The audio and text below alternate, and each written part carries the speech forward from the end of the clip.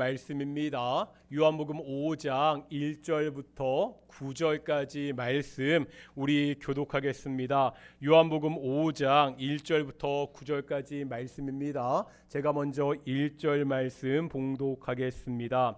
그 후에 유대인의 명절이 되어 예수께서 예루살렘에 올라가시니라.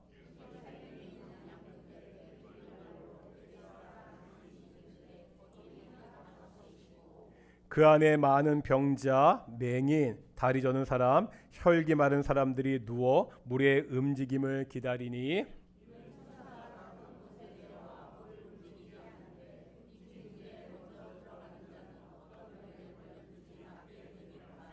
거기 38해 된 병자가 있더라.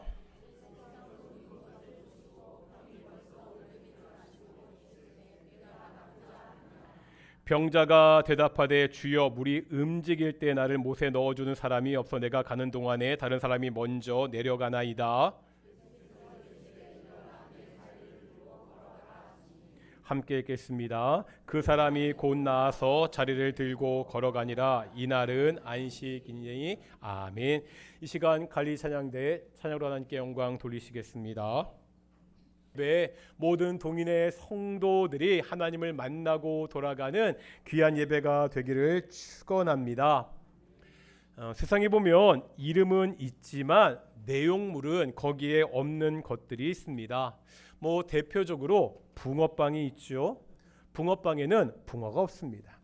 이 붕어빵에 진짜 붕어를 넣으면 비려서 못 먹을 겁니다. 붕어빵에는 붕어는 없지만 그래도 맛있죠. 싸고 맛있으니까 많은 사람들이 좋아합니다. 오늘 우리는 이 붕어빵과 비슷한 경우를 볼 것입니다. 이름은 있는데요, 그 내용이 없는 상황입니다. 이 붕어빵은 맛있기라도 한데 오늘 본문에 나오는 상황은 아주 심각합니다. 우리가 어떠한 상황인지 보도록 하겠습니다. 우리가 성경을 읽을 때 공간적인 배경과 시간적인 배경을 잘 살펴볼 필요가 있습니다. 이런 배경들이 본문을 이해하는데 큰 도움을 주는 경우들이 많이 있기 때문입니다. 우선 1절을 보실 텐데 1절 보겠습니다. 1절 읽겠습니다. 시작.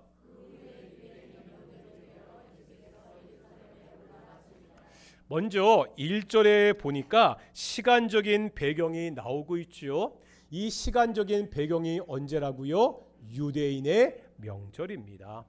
예수님께서 유대인의 명절에 예루살렘에 올라가십니다. 이 명절이 어떠한 명절인지는 명확하지 않습니다.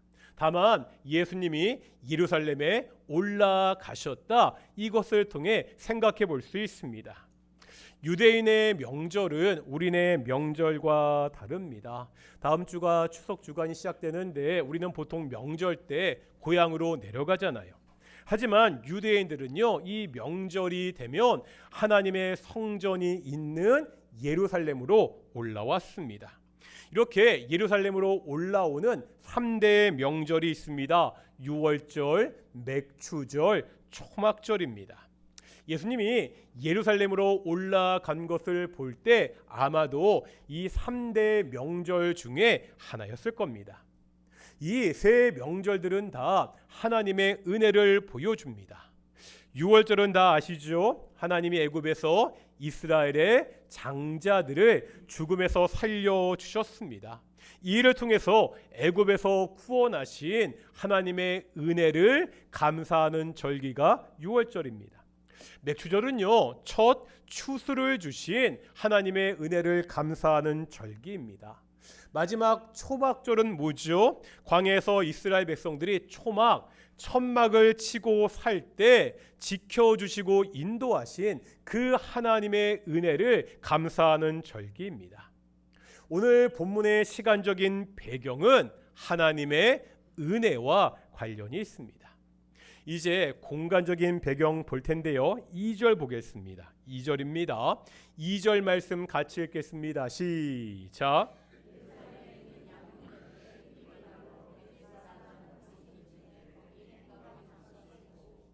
여기 보니까 공간적인 배경이 어디죠? 베데스다라 불리는 연못입니다. 유대인들의 임명이나 지명에는 의미가 있습니다. 이 베데스다는 은혜의 집이다, 이런 뜻을 가지고 있습니다. 그런데 또 2절에 보니까 이 베데스다가 어디 곁에 있다고요? 양문 곁에 있습니다. 구약성경 느헤미야서에 보면 이스라엘 백성들이요 성문을 재건하는 장면이 나옵니다. 이때 예루살렘 성에는 여러 개의 성문이 있었습니다. 그리고요 문의 종류가 다양했습니다. 어문, 옛문, 분문, 샘문, 마문, 굉장히 다양한 종류의 성문들이 있었습니다. 그런데 이 많은 성문 중에서 오늘 본문에 나오는 양문이 가장 먼저 세워집니다. 그리고 이 양문을 건축하는 사람들은 대제사장 엘리야십과 다른 제사장들이었습니다. 양문을 건축할 때만 또 특별히 성별에서 문짝을 달았다고 그렇게 기록하고 있습니다. 이렇게 양문이 중요하고 특별한 이유가 뭐죠? 말 그대로 이 양문은 양이 드나 드는 문. 이 양문을 통해서 제사 때 쓰이는 동물들이 다녔기 때문입니다. 제사는요 하나님께서 죄를 용서해 주시는 하나님의 은혜를 보여주잖아요. 이렇게 보면 오늘 본문의 공간적인 배경도 다 은혜입니다. 아까 말씀드렸죠, 베데스다 어떤 뜻이라고요? 은혜의 집입니다. 양문 역시 은혜를 보여주고 있습니다. 지금 2절에 나오는 두 개의 지명이 다 은혜와 관련이 있습니다. 그리고 아까 1절에서 이 유대인의 명절도 은혜와 관련이 있다고 말씀드렸습니다. 다시 말하면 오늘 본문의 시간적이고 공간적인 배경은 온통 하나님의 은혜로 가득 차 있습니다. 그런데 참 아이러니한 것이 있습니다. 이 은혜라는 단어에 둘러싸여 있는 이 실상을 보자는 거예요. 3절 상반절인데요. 한번 읽어보겠습니다. 시작.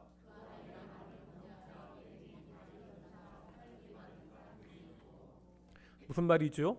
지금요 은혜라는 이미지가 가득 찼는데 그 안에 보니까 병자들, 맹인, 다리 저는 사람, 혈기 마른 자들이 누워 있다고 나오고 있습니다.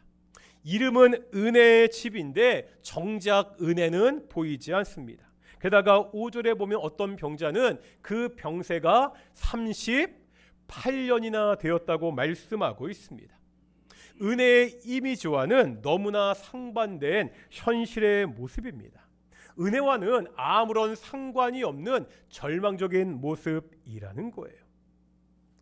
이곳에 있는 사람들의 유일한 소망이 뭐죠? 오늘 보면 3절과 4절에 보면 한 가지 소망을 이야기하는데 전설 같은 이야기입니다. 천사가 가끔 내려와서 이 연못의 물을 움직인다는 거예요. 바로 그때 가장 먼저 그 못에 들어가는 사람의 병이 낫는다는 이야기입니다. 정말 믿거나 말거나 전설 같은 이야기입니다. 그런데 이런 허황된 이야기가 이 베데스다 못에서 고통받는 사람들의 유일한 희망이었습니다.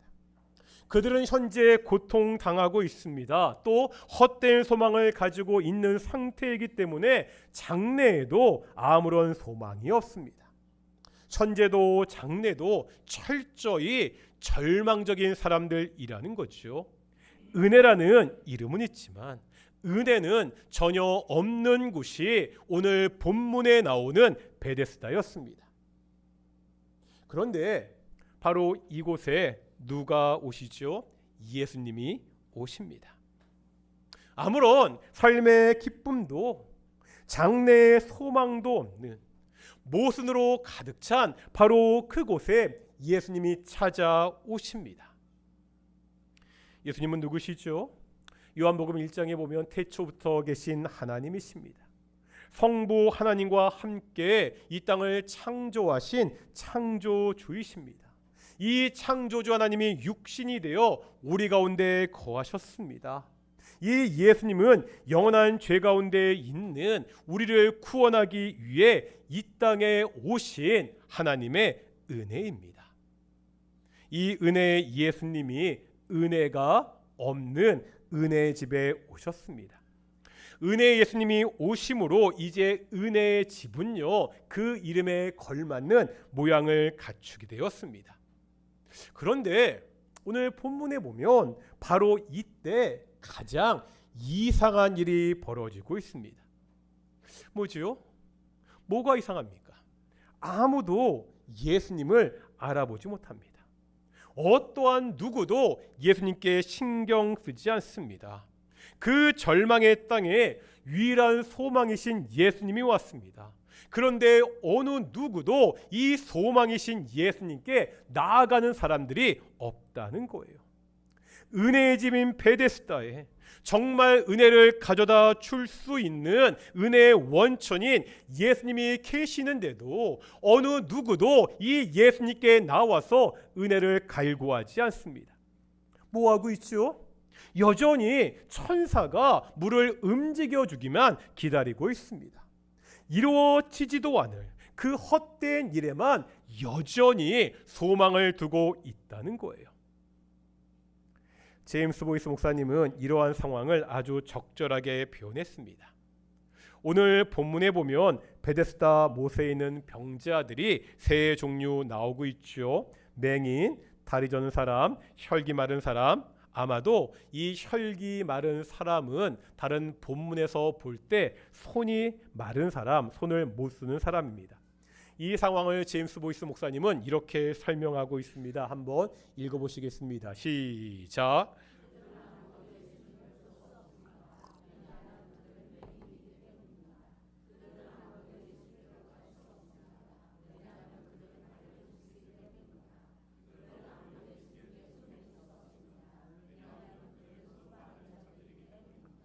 아무것도 할 수 없는 완전히 무능력한 자들입니다. 물론 육적으로 장애가 있습니다. 하지만 더 큰 문제는 영적으로 장애가 있던 자들이라는 거예요. 스스로 예수님을 찾아올 수 없는 사람들입니다. 바로 이런 사람들에게 먼저 예수님이 찾아가십니다. 우리가 교리에서 계시론을 공부할 때 가장 먼저 배우는 것이 있었습니다. 종교의 분류를 가장 먼저 배운 적이 있습니다. 먼저 이 종교가 크게 두 가지로 나눌 수 있다는 말씀을 드렸습니다. 혹시 기억하시는 분 계십니까? 종교의 두 가지 종류, 상향 종교, 하향 종교입니다. 상향 종교 어떤 뜻이죠? 위로 향하는 종교라는 거예요. 하향 종교 어떤 뜻이에요? 아래로 향하는 종교입니다. 여기서 위, 아래라고 할 때 이것은요 신과 인간의 위치를 말합니다. 일반적으로 신은 위에 있다고 표현하고 인간은 아래에 있다고 표현하잖아요. 그러면 상향 종교는 뭐죠? 이 아래에 있는 인간들이 저 위에 있는 신을 찾아가는 종교, 이것이 상향 종교입니다. 하향 종교는 뭐예요? 반대로 이 위에 있는 신이 이 아래에 있는 인간들을 찾아오는 종교가 하향 종교입니다. 그러면서 질문 드렸죠. 우리가 믿는 기독교는 상향 종교입니까? 하향 종교입니까? 뭐라고요? 하향 종교입니다. 세상의 모든 종교는 상향 종교입니다. 도저히 자신의 힘으로 감당이 안 되는 문제를 해결하기 위해서, 인생의 궁극적인 의미를 찾기 위해서 사람이 신을 찾는 것이 종교라고 이야기합니다. 하지만 기독교는 다르다는 거예요. 기독교는 하향 종교입니다. 사람이 신을 찾아가는 종교가 아니라 신이 하나님께서 우리 인간들을, 우리 사람들을 찾아오는 종교입니다. 불교 용어 중에 도노, 점수라는 말이 있습니다. 도노는요, 진리를 순간적으로 한꺼번에 깨닫는다는 의미입니다. 점수는 점진적으로 수행을 통해 깨닫는다는 거예요. 다시 말하면 도노 점수는 순간 진리를 깨닫고 점차 수행을 통해서 더 깊은 진리에 이른다는 겁니다. 이것이 불교에서 말하는 진리를 깨닫는 방법입니다. 이처럼 다른 종교는 스스로 노력해서 깨달아야 됩니다. 참선을 통해서 진리를 깨달을 수 있다고 이야기합니다. 오랜 공부와 고행을 통해서 깨달을 수 있다고 그렇게 말합니다. 그런데 어떠한 방법이건 그 깨닫는 건 누구의 일이에요? 바로 사람의 일이라는 거예요. 하지만 성경은 이렇게 가르치지 않습니다. 죄로 인해서 눈이 어두워진 사람들이 스스로 하나님을 찾을 수가 없습니다. 죄 때문에 눈이 어두워진 그 사람들이 스스로 진리를 깨달을 수가 없다고 성경은 분명히 말씀하고 있습니다. 바로 이 사람들에게 하나님이 먼저 찾아오셨습니다. 하나님의 아들 예수 그리스도가 직접 이 땅에 오셨습니다. 오늘 본문에서는 예수님이 은혜가 없는 그 베데스다에 먼저 찾아오시죠. 이 예수님이 38년 된 병자가 누운 것을 보십니다. 병이 오랜 것을 아시고 이렇게 묻지요. 네가 낫고자 하느냐. 그런데 예수님이요, 이 38년 된 병자를 치유하는 장면이 역시 좀 특이합니다. 보통 다른 복음서에서 치유를 받는 사람들은 뭔가 행동을 했습니다. 예수님을 먼저 찾아오거나 예수님이 말씀하시면 내가 믿습니다. 믿음의 반응을 보였습니다. 오늘 보면 바로 앞에 있는 치유 기사도 그렇잖아요. 우리가 지난주에 봤죠. 요한복음 4장에는 예수님이 신하의 아들을 고쳐주는 이야기가 나옵니다. 예수님이 오신다는 소식을 듣고 아이의 아버지가 예수님을 찾아와 간청하죠. 예수님, 내 아들의 병을 고쳐 주십시오. 예수님이 네 아들이 살았다고 말씀하시자 이 신하는 그 말씀을 믿고 돌아갔습니다. 결국 그 신하의 아들이 죽을 병에서 살아난 것을 우리가 지난주에 보았습니다. 그런데 오늘 본문에 나와 있는 이 38년 된 병자는 이렇지 않다는 거예요. 그는요, 예수님이 누구신지 전혀 알지 못했습니다. 먼저 예수님께 고쳐달라고 나오지도 않았습니다. 호산나 다윗의 자손이요, 이런 외침도 없었고요. 주여 나를 불쌍히 여기소서 이렇게 부르짖지도 않았습니다. 내가 예수님의 옷이라도 만져야겠다는 그러한 열심도 전혀 없는 사람이었습니다. 게다가 네가 낫고자 하느냐 이렇게 물었을 때 이 사람의 반응을 보겠습니다. 어떻게 반응하죠? 네 주님, 내가 낫기를 원합니다. 나를 도와주십시오. 이렇게 말합니까? 그렇지 않죠. 다 같이 한번 7절 보겠습니다. 7절입니다. 시작.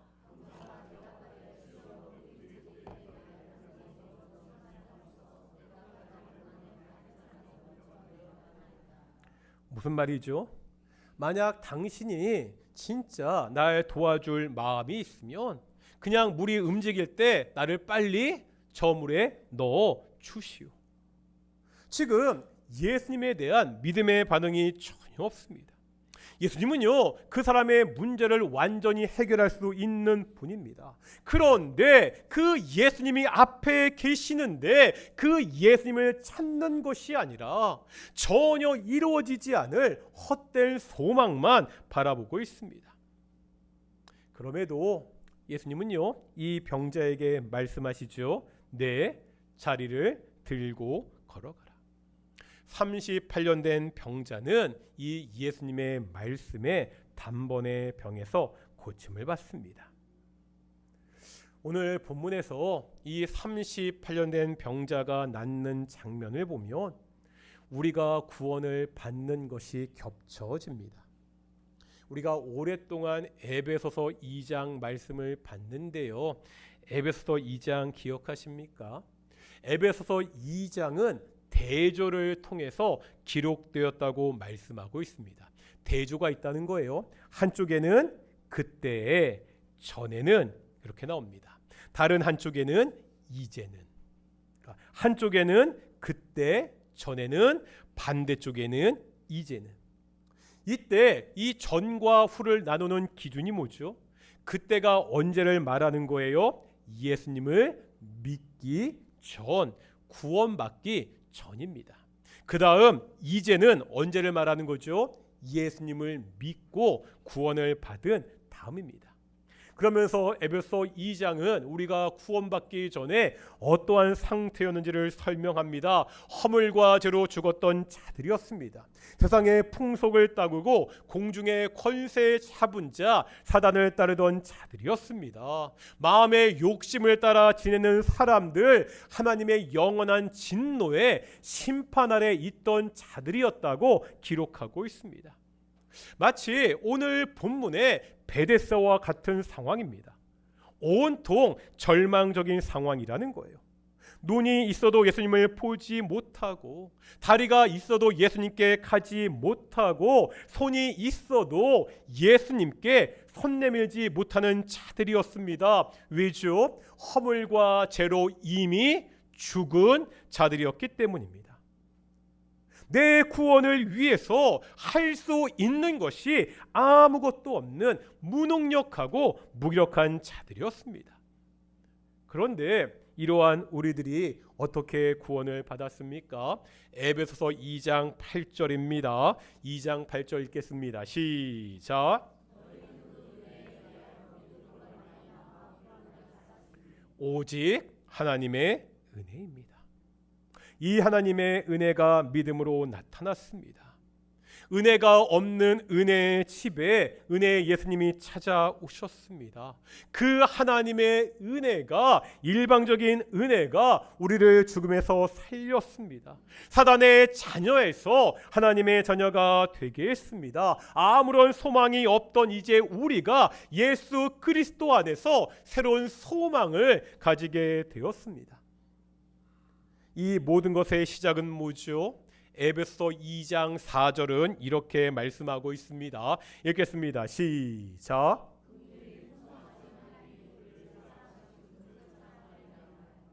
오직 하나님의 사랑입니다.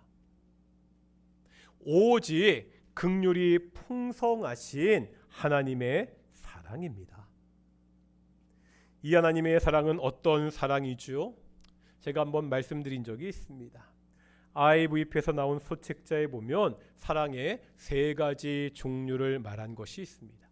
첫 번째는 if의 사랑이라는 거예요. 만약의 사랑입니다.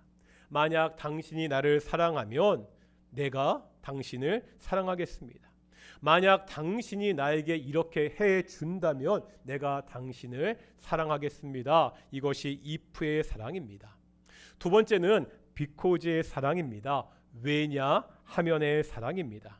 내가 누군가를 사랑합니다. 왜냐하면 그 사람이 나를 사랑하기 때문입니다. 내가 누군가를 사랑합니다. 왜냐하면 그 사람이 나에게 잘해주기 때문입니다. 마지막 세 번째, in spite of의 사랑이 있습니다. 그럼에도 불구하고의 사랑입니다. 어떤 사랑이라고요? 그럼에도 불구하고의 사랑입니다. 그 사람이 나를 사랑하지 않습니다. 그럼에도 불구하고 사랑합니다. 그 사람이 나에게 아무런 관심이 없습니다. 그럼에도 불구하고 사랑합니다. 그 사람이 나에게 잘못했습니다. 그럼에도 불구하고 사랑합니다. 하나님의 사랑은 어떤 사랑입니까? if의 사랑입니까? because의 사랑입니까? 아니라는 거죠. 하나님의 사랑은 마지막 그럼에도 불구하고의 사랑입니다. 하나님은요, 우리가 하나님을 사랑할 것을 가정하고 우리를 사랑하지 않았습니다. 우리가 하나님을 사랑했기 때문에 우리를 사랑하지 않았습니다. 우리가 하나님을 사랑하지 않았습니다. 하나님의 사랑을 배신하고 하나님을 거절했습니다. 하지만 그럼에도 불구하고 사랑하셨다고 성경은 기록하고 있습니다. 이 사랑을 로마서는 이렇게 표현합니다. 로마서 5장 8절입니다. 읽겠습니다. 시작.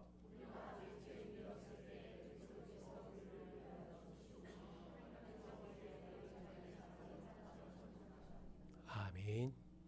우리가 의인이었기 때문에 사랑한 것이 아닙니다. 우리가 죄인이었습니다. 우리가 하나님과 원수였습니다. 그때 우리를 사랑하셨습니다. 이 사랑의 확증이 뭐라고요? 그리스도께서 우리를 위하여 죽으신 것입니다. 하나님이 독생자를 이 땅에 보내셨습니다. 이 독생자가 우리의 죄를 대신해서 십자가에서 죽으셨습니다.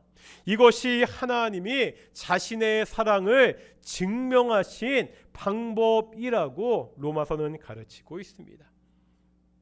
우리 역시요 38년 된 병자와 다름이 없었습니다. 내가 먼저 예수님을 찾아가지 않았습니다. 아들을 십자가에서 죽게 하신 그 하나님의 사랑이, 그 은혜가 나를 먼저 찾아왔습니다. 내가 이 사랑으로 구원을 받았습니다. 하나님의 자녀가 되었습니다. 이 예배당에 앉아서 예배하고 있는, 바로 지금 예배하고 있는 내가 이 하나님 사랑의 증거라는 거예요. 우리가 참 많이 했던 인사지만 다시 한번 서로 이렇게 고백하며 인사하겠습니다. 하나님은 당신을 사랑하십니다. 아멘. 매주 이 하나님의 사랑을 풍성히 느끼며 누리며 예배하는 우리 동인의 성도들이 되시기를 축원합니다. 오늘 본문에서 마지막으로 한 가지만 더 보겠습니다. 38년 된 병자는 예수님의 말씀을 듣고 나아서 자리를 들고 가지요. 그런데 여기에 보면 요한은요 딱 한 글자로 된 단어를 삽입하고 있습니다. 9절에 보면 나아서 자리를 들고 걸어가니라, 그 앞에 곧이라는 단어가 있습니다. 다시 말하면 곧 나아서 이렇게 기록되고 있습니다. 예수님의 능력을 보여줍니다. 38년과 곧 큰 대조가 있지요. 38년이라는 시간을 생각해 보겠습니다. 엄청나게 긴 시간이잖아요. 한 인생의 거의 절반에 가까운 그러한 시간입니다. 그렇게 오랫동안 고통받던 그 병이 나았습니다. 그런데 곧 나았다고, 바로 고쳐졌다고 말씀하고 있습니다. 우리가 살면서 내가 도저히 감당할 수 없는, 도저히 해결할 수 없는 어려운 일이 닥칠 때가 있습니다. 어디에 누구에게 호소해도 답이 없습니다. 말 그대로 앞뒤 차후가 다 막혀 있습니다. 하지만 앞뒤 좌우 사방이 막혀 있더라도 여전히 열린 곳이 있잖아요. 어디라고요? 위 하늘입니다.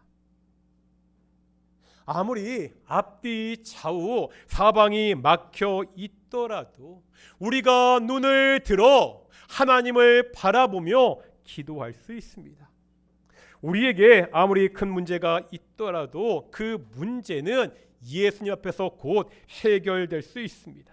내가 도저히 감당할 수 없는, 내가 도저히 해결할 수 없는 그 일도 하나님은 곧 해결하실 수 있다는 거예요.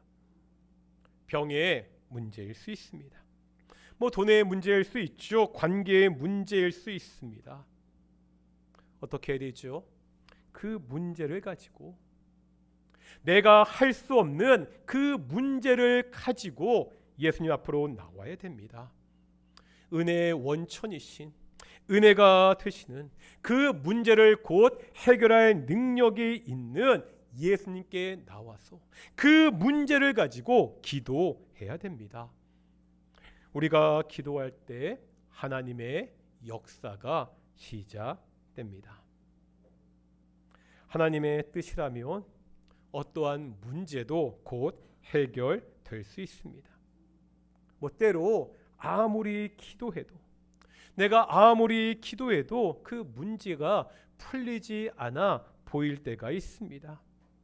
이건 역시 우리에게 더 좋은 길을 예비하시는 하나님의 뜻이라는 거예요. 왜 이렇게 하나님을 우리가 신뢰할 수 있죠? 자신의 아들 독생자를 우리를 대신해서 십자가에서 죽게 하신 그 하나님의 사랑을 알기 때문입니다. 그러기에 어떠한 상황에서도 우리는 이 하나님의 뜻이 이루어지기를 기도할 수 있습니다. 우리를 먼저 찾아오신 이 하나님의 은혜와 사랑을 늘 기억하는 동인의 성도들이 되시기를 축원합니다. 이 하나님을 바라보며 어떠한 문제 앞에서도 낙심하지 않고 하나님께 기도하는 귀한 우리 동인의 성도들이 되시기를 축원합니다. 우리 은혜 아니면 살아갈 수 없네 함께 찬양하며 나아가겠습니다.